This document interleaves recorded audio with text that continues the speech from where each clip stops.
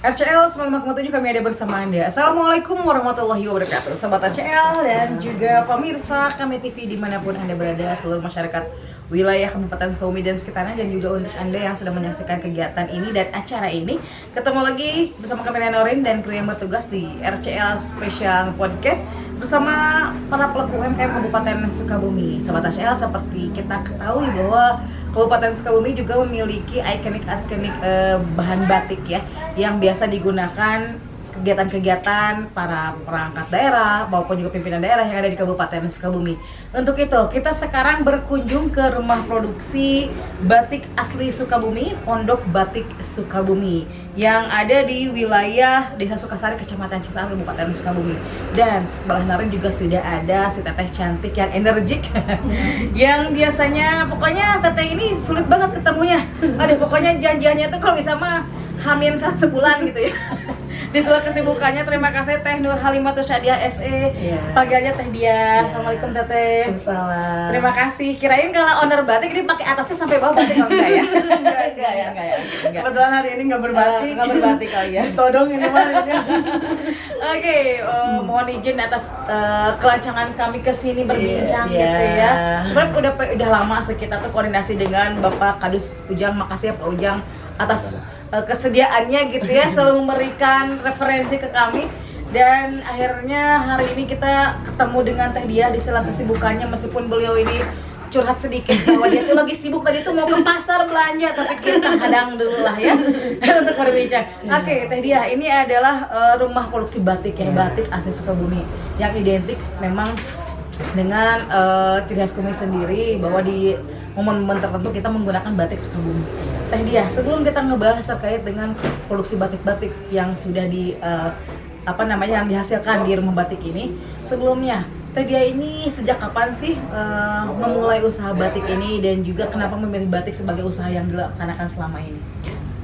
Pertama sih kita emang tahun 2011 ya merintis batik. Awalnya memang tidak produksi. Awalnya memang kita jual batik keluar gitu. Jadi terus emang nyari pasarnya dulu, dan ternyata memang pasarnya lumayan juga gitu. Terus kenapa enggak sih Sukabumi punya pabrik sendiri gitu. Jangan sampai orang Sukabumi tapi tidak punya batik Sukabumi. Jadi kalau misalkan masih brand Sukabumi tapi batiknya dibikin di luar, itu bukan batik Sukabumi dong gitu. Ya makanya waktu itu kita coba bikin workshop, nyari orang yang memang mau kerja batik, dan semuanya orang yang kerja di sini itu buta batik. Jadi kita itu emang ngajarin dari awal, cara ngecap yang bener tuh kayak gini, terus ngewarna kayak gini. Jadi memang mereka itu basicnya bukan pembatik yang memang yang udah senior di Pekalongan, di Cirebon gitu. Jadi memang mereka itu gak ada yang namanya basic kenal yang namanya batik. Tak tahu batik itu adalah kain yang bermotif ada di pasar. Nah, ya rata-rata orang Kabupaten Sukabumi tahu batik itu ya kayak gitu. Jadi kalau misalkan di pasar mah kan harga batik 30.000 per meter, murah gitu kan. Kenapa batik di Kabupaten sendiri yang memang bikin di sini harganya mahal? Karena memang batik yang sesungguhnya itu nilai budayanya itu adalah seninya yang memang pelintang warnanya kan pakai lilin itu.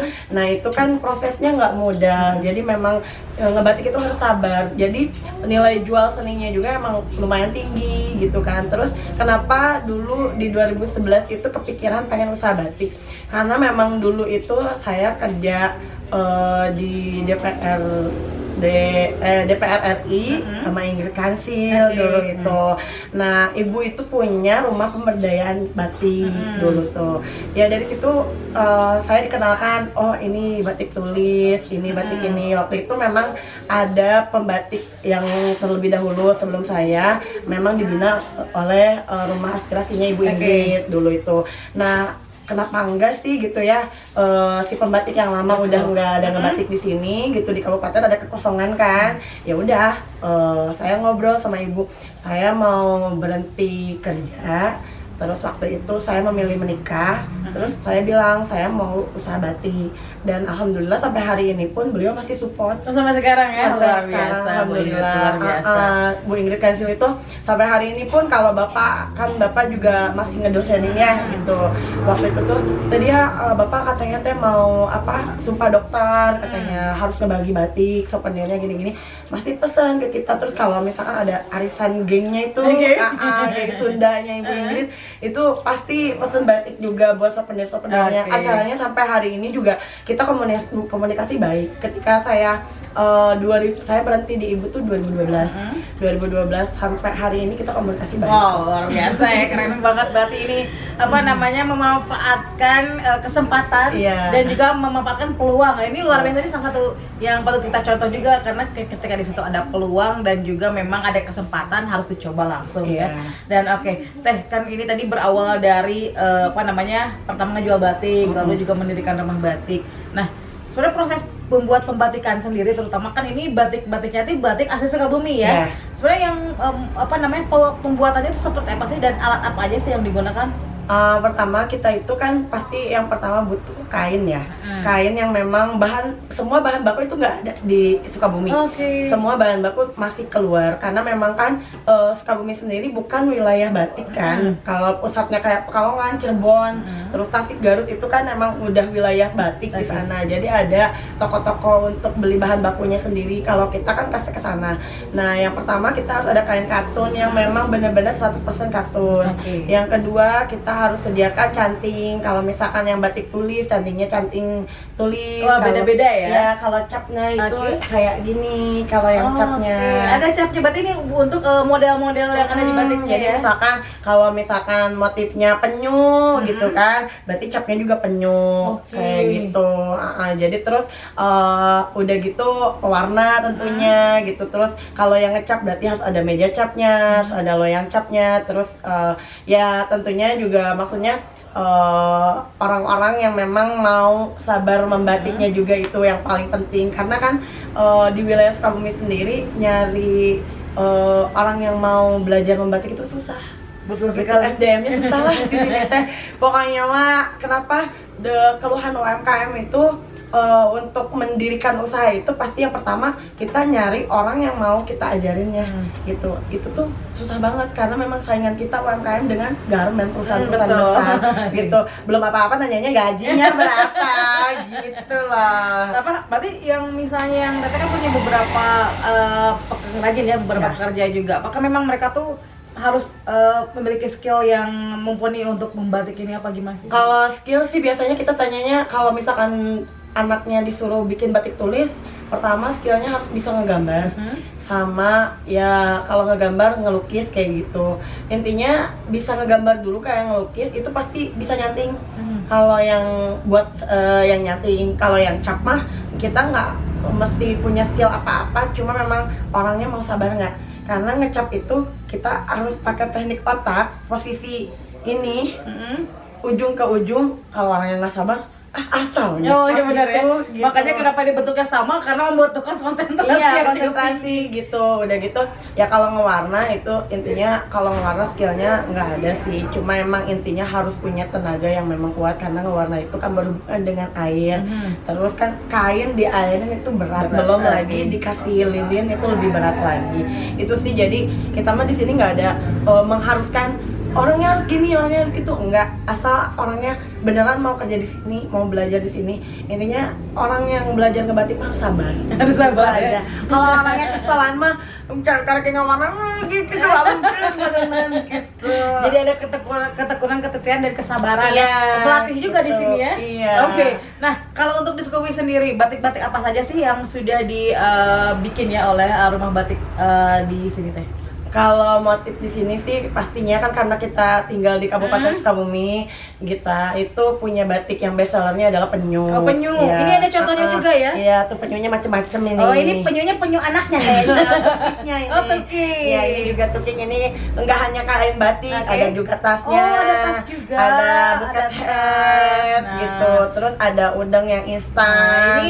Ini buket hat nih buat ke pantai ya kan? Gitu. Pantai kan biasanya pakai topi-topi pantai Bin tapi batik Sukabumi loh gitu. Ada ini apa pouch kecil gitu, terus ada ikat segi 4 yang suka dipakai pada di Moyadi tuh. Ini kan nanti diikat-ikat kayak jadi apa kalau misalkan kayak ke kampung adat itu wajib banget pakai ikat ya. Ini juga bukan udeng ini, kalau misalnya udeng ini kan kesannya udeng Bali ya. Kalau yang istana, kalau yang Sunda itu yang segi 4 iya diiketin. Oh berarti itu manual ikatnya ya? Manual ikatnya. Terus ada shawl juga. Kita tuh kan banyak lah produk turunan mah. Cuma memang kalau untuk motif kita base-nya penyu sama Pancasona Gurilaf. Gurilaf kan slogannya Kabupaten Sukabumi. Kenapa? Ya gunung, rimba, laut, pantai, sungai, seni budayanya kan membatik. Oke, berarti Sobat ACL, batik-batik yang biasanya digunakan oleh para petinggi kita di Kabupaten Sukabumi ternyata hasilnya dari sini loh.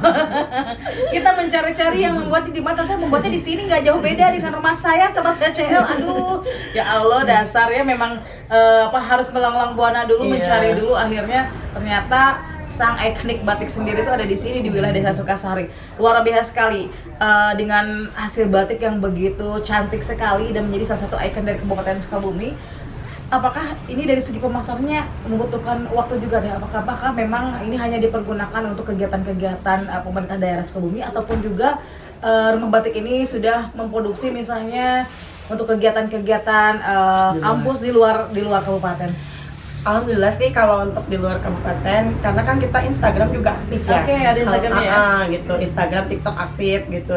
Cuma kalau pemasaran sendiri di Kabupaten Sukabumi memang kebanyakan untuk ASN ya, untuk para pejabat-pejabat di sini. Kalau sisanya ya keluar banyak. Kita tuh kebetulan punya loyal customer dari Bali. Dia tuh punya rumah kayak kreatif gitu loh. Di sana kan ada tempat ngelukis Nah di sana itu dia itu wajib berkain kalau datang ke galerinya. Jadi wajib berkain. Nah kita itu kirim ke sana. Terus kebetulan Mbak Happy Salma juga tinggal di Bali, harus berkain di sana. Kebetulan Mbak Happy Salma juga suka bawa gitu ke Bali. Terus kebetulan kan saya juga punya customer dari Surabaya, Sidoarjo. Padahal kan di sana wilayahnya membatik ya. Wilayah batik besar lah gitu, dekat Sidoarjo, Surabaya, dekat ke Pekalongan kayak gitu. Tapi beli batiknya di sini.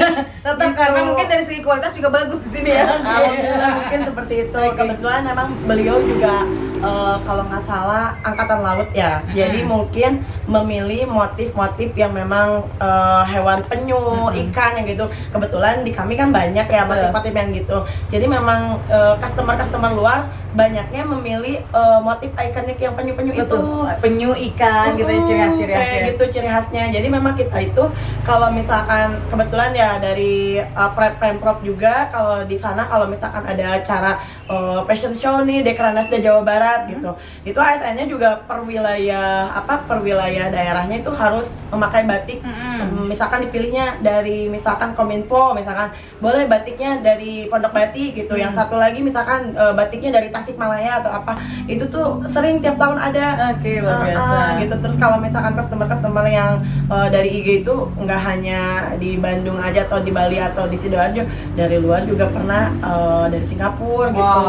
Terus udah gitu kadang sih banyak mahasiswa katanya mau ada kunjungan ke luar negeri bawa. Terus kebetulan yang continue ke sini mah kampus UMI sih. Kampus UMI. Terus kita juga pemasaran di Dekranasda tentunya ya. Dari awal kita berdiri ini batik, support yang pertama itu Dekranasda. Berarti di Dekranasda tuh kalau misalnya di sana di sana kurang melihatnya langsung aja datang ke rumah produksinya ya. Bisa milih sendiri. Iya, karena memang kalau di Dekranasda motifnya terbatas kalau di sini kan kita punya 60 motif. Jadi yang kalau mereka lihat di Dekranasda belum tentu ada di sini. Kalau misalkan ada di sini belum tentu ada di Dekranasda gitu. Jadi kita itu kalau di display di sana sama di sini itu beda displaynya gitu. Di sini udah kayak akuarium sama Acea. Jadi isinya batiknya penuh dengan ikan gitu ya. Keren banget, ini jarang ditemuin asli benar. Ini kalau misalnya untuk ada yang melihat ini ya, ini apa namanya bisa jadi satu referensi juga ya buat batik seragaman sekeluarga juga bisa salimbit, salimbit juga bisa mau ke undangan gitu ya. gitu. Yang batiknya nggak ada di online manapun gitu, di custom juga bisa kan? Iya, bisa custom. Bisa Kalau custom. misalkan mau batik tulis custom, terus mau pakai nama, nama juga bisa. Biasanya pakai nama itu ikat kayak gini. Mau ngasih misalkan buat Pak Kodim misalkan mau pisah sambut kayak gitu, ikatnya pakai itu pakai nama katanya. Bener kayak gitu suka ada. Jadi bisa custom memang ya? bisa custom. Warna pun misalkan ini mau warnanya navy sama kuning, tapi teteh pengennya biru, kayak di Kominfo misalkan itunya ikonnya warnanya biru, boleh biru tapi ada kuningnya kok. Biru sama kuning kan seimbang ya warnanya, biru kuning hijau gitu sesuai dengan logo kabupaten kan. Iya. Kuning, biru, berwarna gitu pokoknya. Oke, berarti memang ini sudah udah cukup settle juga ya usahanya juga, dan bisa menjadi referensi juga bagi rekan-rekan UMKM yang memang sampai sekarang mungkin membutuhkan referensi, membutuhkan ide dan gagasan seperti apa. Teh, ini pertanyaan yang paling dinantikan sebenarnya. Kalau boleh tahu nih Teh, dengan semua produksi yang dikerjakan, ini rata-rata aja deh omsetnya per bulan atau per tahun lah. Per tahun boleh, per tahun takut kaget ya. Per bulan. Omsetnya segimana nih Teh? Rata-rata aja lah pokoknya, ini buat menjadi semangat para pelaku UMKM di luar sana. Gak tentu sih Teh. Mama udah ketawa dia kan? Gak tentu sih Teh. Kalau sepi gitu ya 15-30 lah. Itu kalau sepi. Kalau ini mah kalau sepi. Oke. Berarti kalau nggak sepinya hitung aja sendiri kali 5 kali 6 gitu ya boleh. Apalagi misalnya pas acara hajatan besar kabupaten itu jangan dihitung lagi. Udah nggak kehitung dan tak terhingga lagi. Dan juga mungkin dari para perangkat daerah juga yang pengen bikin batik seragaman, Kominfo nggak pernah bikin batik nih Kominfo. Boleh nanti Kominfo bikin batik ya. Boleh langsung datang ke rumah batiknya Teh dia. Oke Teh, satu pertanyaan lagi ya terakhir Teh, ini pesan dan harapan Teh sendiri untuk UMKM yang ada di Kabupaten Sukabumi seperti apa? Harapannya intinya UMKM Kabupaten Sukabumi bisa lebih banyak dikenal sama masyarakat luar, terus terlebih dari pemerintah daerahnya mendukung kita, terutama gini ya, kan batik itu adalah warisan budaya Indonesia yang memang sudah diresmikan ya sama UNESCO. Jadi terlebih kan sekarang itu bukan sekarang sih, dari dulu juga memang yang namanya batik itu masih terkecoh gitu. Apa itu batik print sama batik tradisional yang memang asli gitu kan. Ya makanya sebenarnya lebih ke punten pengen support yang memang dicontohin oleh Pemkabnya sendiri bahwa memakai batik itu jangan memakai batik tiruan. Gitu. Jadi pakailah batik yang memang diproduksi oleh rumah produksinya asli, terus udah gitu oleh putra daerahnya sendiri tentunya, dan udah gitu kita harus bangga apa yang dibuat oleh UMKM yang ada di daerahnya intinya. Intinya jangan lupa pesen batiknya di sini aja intinya ya. Tentunya kan kalau batik tuh sebenarnya nggak di sini aja. Kebetulan memang di wilayah Kabupaten Sukabumi tempat produksi batik hanya ada di Pondok Batik. Ada sih di wilayah selatan itu ada di Kasepuhan Sirna Resmi, tapi di sana khusus batik tulis ya. Kebetulan kalau di Kota Sukabumi sendiri ada beberapa tempat produksi. Kalau di kabupaten yang saya tahu hanya di sini sih. Saya juga tahunya di sini aja. Pokoknya nanti juga yang mau order datang aja ke sini. Yang mau datang langsung boleh ya Teh? Boleh alamat lengkapnya di mana? Di Jalan Kado Dampit, Desa Sukayasari, nomor 41, Kecamatan Cisaat, Kabupaten Sukabumi. Nomor teleponnya? 0811 94 85835. Oke, selamat pagi. Terima kasih tadi ya atas waktunya. Mudah-mudahan usahanya berjalan dengan lancar, juga bisa menjadikan motivasi bagi rekan-rekan UMKM lainnya untuk memulai usahanya dengan penuh ketekunan, kesabaran seperti membuat batik ini penuh kesabaran. Oke, dan Sobat HCL, kami Rena undur pamit, ketemu lagi di UMKM yang lainnya. Assalamualaikum warahmatullahi wabarakatuh.